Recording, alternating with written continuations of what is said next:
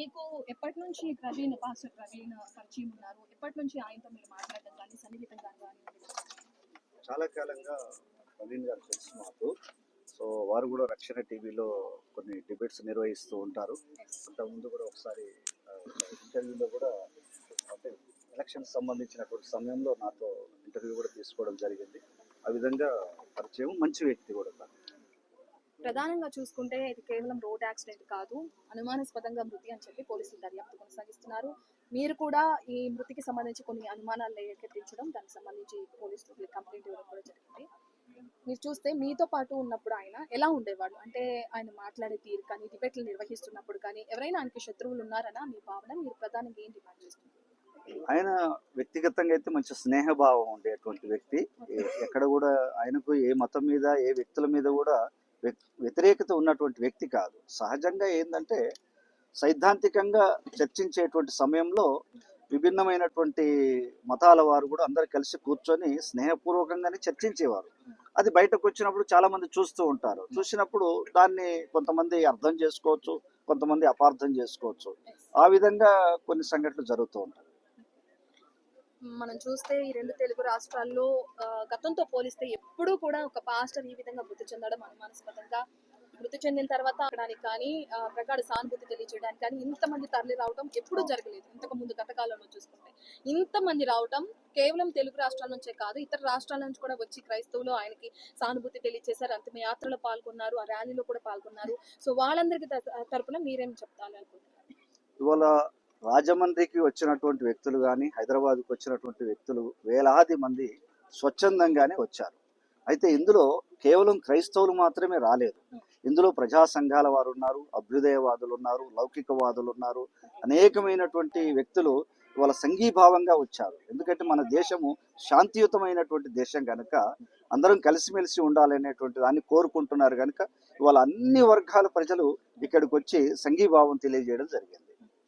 ఆయన చర్చిలో సంఘ సభ్యులతో కాకుండానే కొంతమంది పిల్లల్ని చేరతీయడం, అంటే తండ్రి లేని పిల్లల్ని, అనాథల్ని చేరతీసి చదివిస్తున్నారు. ఎవరైతే భర్త లేని స్త్రీలు ఉంటారో వాళ్ళ పోషణ కూడా ఆయనే చూసుకుంటున్నారట. వాళ్ళతో మాట్లాడే ప్రయత్నం చేశారు. అసలు వాళ్ళతో ఆయన ఎలా ఉండేవాడు, ఏంటనే డీటెయిల్స్ అనేది తెలుసు. మాట్లాడాము కొంతమందితో.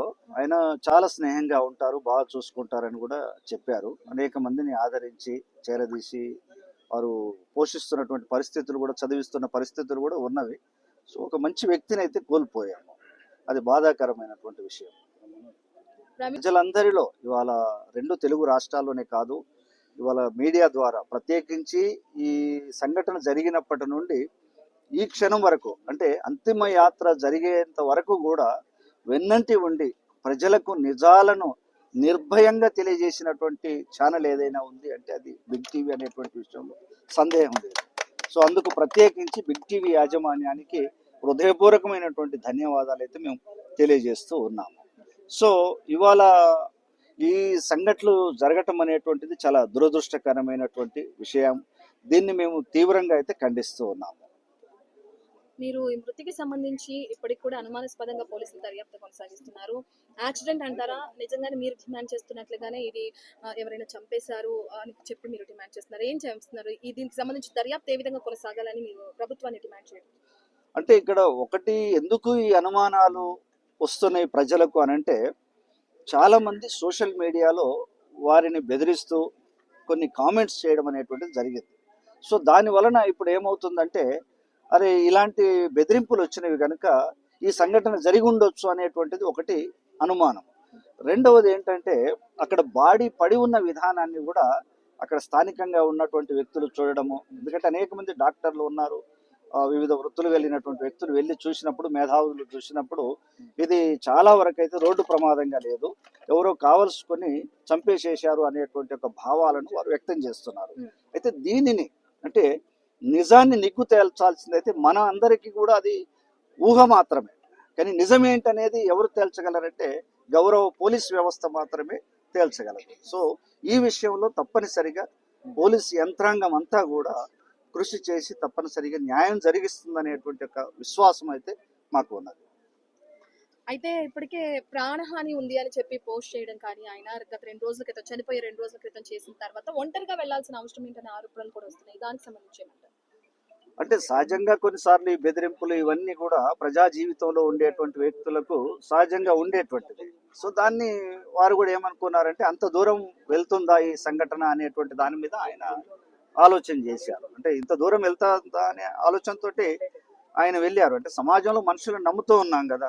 సో కాబట్టి ఆయన కూడా అదే విధానంలో వెళ్ళారు. కానీ అనుకోకుండా దురదృష్టవశాత్తు ఈ సంఘటన జరిగింది. సో దీని మీద మనం నిజం కొరకు ఎదురు చూడాల్సినటువంటి అవసరం అయితే ఉన్నది. ఓకే. అయితే వాళ్ళ కుటుంబ సభ్యులతో, వాళ్ళ వైఫ్‌తో మాట్లాడే ప్రయత్నం చేశారా మీరు? వాళ్ళేమంటున్నారు? ఇంకా మేము మాట్లాడలేదు. మేమందరము అంటే ఇక్కడ వచ్చినటువంటి వ్యక్తులు, జిల్లాల్లోంచి వచ్చిన వ్యక్తులు, వివిధ రాష్ట్రాల్లోంచి వచ్చిన వ్యక్తులు, ప్రజా సంఘాలు అందరూ కూడా మాట్లాడుతూ ఉన్నాము. మరి భవిష్యత్తులో ఒక కార్యాచరణ తీసుకొని సో తప్పనిసరిగా ఇప్పుడు తెలంగాణలో గౌరవ ముఖ్యమంత్రి రేవంత్ రెడ్డి గారు సో వారైతే సర్వమతాలను సమానంగా చూస్తూ మత సామరస్యాన్ని కాపాడేదాని కొరకు మా ముఖ్యమంత్రి రేవంత్ రెడ్డి గారు చాలా కృషి చేస్తున్నారు. అంతేకాదు భారతదేశంలో మరి గౌరవ రాహుల్ గాంధీ గారు భారత్ జోడో న్యాయ యాత్ర పేరుతోటి వేలాది కిలోమీటర్లు కాశ్మీర్ నుంచి కన్యాకుమారి వరకు ఆయన ప్రయాణం చేసి ఈ భారతదేశం అంతా కూడా సమైక్యంగా ఉండాలి, శాంతి మరి ఇక్కడ వెలుగొందాలనేటువంటి ఒక ఉద్దేశంతో ఆయన భారత్ జోడో న్యాయ యాత్ర కూడా చేశారు. కాంగ్రెస్ పార్టీ అందరినీ గౌరవిస్తుంది, అన్ని మతాలను సమానంగా చూస్తుంది. సో కనుక తప్పనిసరిగా ఇక్కడ తెలంగాణలో ఇలాంటి సంఘటనలు అయితే జరగవు. ఇవాళ కూటమి ప్రభుత్వం అక్కడ ఉంది కనుక కూటమి ప్రభుత్వంలో చాలా వరకు చంద్రబాబు నాయుడు గారు కూడా కొంత మత సామరస్యాన్ని కాంక్షించేటువంటి వ్యక్తి. మరి ఇక్కడ పవన్ కళ్యాణ్ గారి యొక్క పద్ధతులు, వ్యవహారాలు, వారి మాట తీరే చాలా వరకు ఇలాంటి సంఘటనలకు యువతరాన్ని ప్రోత్సహిస్తుందని చెప్పేసి మేమైతే ఆలోచిస్తూ ఉన్నాము. దీని విషయంలో గౌరవ చంద్రబాబు నాయుడు గారు కూడా ఆలోచన చేయాలి. ఇలాంటి సంఘటనలు ఆ రాష్ట్రంలో జరగకుండా వారు ప్రత్యేకించి శ్రద్ధ తీసుకోవాలని చెప్పేసి వారిని మేము డిమాండ్ చేస్తూ ఉన్నాము. ప్రవీణ్ మృతితో ఒక చెప్పాలంటే క్రిస్టియన్స్ కి అందరికి సంబంధించి ఒక లోటు అనే చెప్పుకోవచ్చు. ఒక గొప్ప పాస్టర్ ని, ఒక గొప్ప ప్రవక్తని కూడా మిస్ చేసుకున్నారని చెప్పి కూడా చాలా అందరూ కూడా ఆ సానుభూతి తెలియజేయడానికి రావడం జరిగింది. వాళ్ళందరికీ మీరు ఏం చెప్పాలనుకుంటున్నారు? సో ఇవాళ ఆయన ఒక మంచి స్నేహితుడు, అందరికీ మంచి వ్యక్తి, సరదాగా మాట్లాడేటువంటి వ్యక్తి, ఎప్పుడు కూడా చిరునవ్వుతో పలకరిస్తూ అందరినీ గౌరవంగా చూసేటువంటి వ్యక్తి. వారు లేని లోటైతే తీర్చలేనిది ఈ క్రైస్తవ సమాజానికే కాకుండా మన సమాజం అంతటికి. ఎందుకంటే వారికి అన్ని మతాల వారితో కూడా సఖ్యత ఉంది. అన్ని మతాల పెద్దలతో వారు కూర్చొని డిబేట్లు చేశారు, మాట్లాడుకున్నారు. అవన్నీ కూడా గౌరవనీయంగా జరిగేవే. అందులో మేధావి వర్గంగా వారు మాట్లాడుకుంటూ ఉంటారు. సో కనుక వారి లేని లోటైతే అది తీర్చలేనటువంటిది. క్రైస్తవ సమాజానికి మేము చేసేటువంటి విజ్ఞప్తి ఏంటంటే నిజానిజాలు అనేటువంటిది పోలీస్ యంత్రాంగం తేలుస్తుంది. మన వైపు నుంచి పోలీస్ యంత్రాంగానికి సహకరిస్తూ ఉండాలి. అంతేకాకుండా సోషల్ మీడియా వాడే విషయంలో కానీ వీటన్నిటి విషయంలో కూడా తగు జాగ్రత్తలు చూసుకోవాల్సినటువంటి అవసరం అయితే ఉంటుంది. వీటన్నిటి విషయంలో మనం కాస్త జాగ్రత్తగా ఉండాలి. ఎవరో ఏదో అంటున్నారు, ఎవరో ఏదో కామెంట్ చేస్తున్నారు కాబట్టి తప్పనిసరిగా మన మీద అది ఆ విధమైనటువంటి పద్ధతులు కాదు. ఎందుకంటే అవతల కామెంట్స్ చేసే వ్యక్తులు కూడా వాళ్ళు ఒరిజినల్ ఐడితో ఉండరు. అది ఎవరో ఏంటో కూడా ఎవరికి తెలియదు. సో ఫేక్ ఐడీలతో వస్తూ ఉంటారు. అది రాజకీయమైనటువంటి కోణంగా, కుట్ర కోణం కావచ్చు, వేరు విధానంలో కావచ్చు, ఏదో రకంగా ఉండేటువంటి కొంతమంది ఉంటారు. దాన్ని మీరు సీరియస్గా తీసుకొని వారికి మేము ఏదో చెప్తాం, ఏదో చేస్తామని అంటే అది ఏమవుతుందంటే ఆ ఒక్క వ్యక్తితో కాదు, అది ఎంతో మంది చదువుతూ ఉంటారు. భారతదేశంలో క్రీస్తును ఆరాధించేటువంటి వ్యక్తులు క్రైస్తవులు ఒక్కటే అనుకోవడం పొరపాటు. సమాజంలో ఉండబడినటువంటి అన్ని వర్గాలు కూడా ఆరాధిస్తవి, గౌరవిస్తవి, పూజిస్తవి. అంతేకాకుండా సమాజంలో క్రైస్తవుల మీద చాలా సదాభిప్రాయం ఉంటుంది. వారు శాంతి కాముకులండి, ఎవరితో తగువులాడరు, చక్కగా ఉంటారు, మంచిగా ఉంటారు, ఏదైనా ఉంటే అందరికి మేలు చేస్తారు అనేటువంటి సదాభిప్రాయం ఉన్నది కనుక సో క్రైస్తవ సమాజం అంతా కూడా కాస్త సంయమనంతో ఉండాల్సినటువంటి అవసరం ఉంటుంది, శాంతియుతంగా ఉండాల్సినటువంటి అవసరం ఉంటుంది. అంతేకాకుండా పోరాడే విషయంలో పోరాడటం తప్పనిసరి చేయాలి, కానీ అది శాంతియుతంగా చేయాలి. సో కనుక మహాత్మా గాంధీ స్వాతంత్రం తెచ్చేదాని కొరకు శాంతియుతంగా పోరాడినటువంటి వ్యక్తి.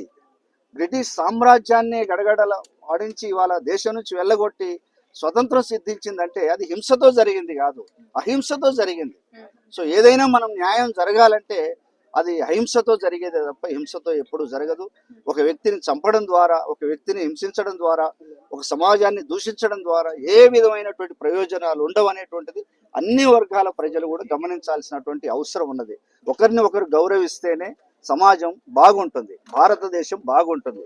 దేశభక్తులమని మనం చెప్పుకున్నప్పుడు మనం అందరం కలిసి ఉంటేనే దేశభక్తి. నేను ఒకరిని బాగుండి మిగతా వాళ్ళంతా రోగాలతో ఉండాలంటే అది దేశభక్తి అవ్వదు. సో గనుక అన్ని వర్గాల ప్రజలు కూడా సంయమనంతో ఉండాలని చెప్పేసి నేను తెలియజేస్తున్నాను. Thank you. నా పేరు గద్దపాటి విజయరాజు. నేను all India Congress committee national కోఆర్డినేటర్గా ఉన్నాను మైనార్టీ డిపార్ట్మెంట్. అంతేకాకుండా ఆంధ్రప్రదేశ్ రాష్ట్రానికి ఏఐసిసి నుంచి కో ఇన్ఛార్జిగా ఉన్నాను.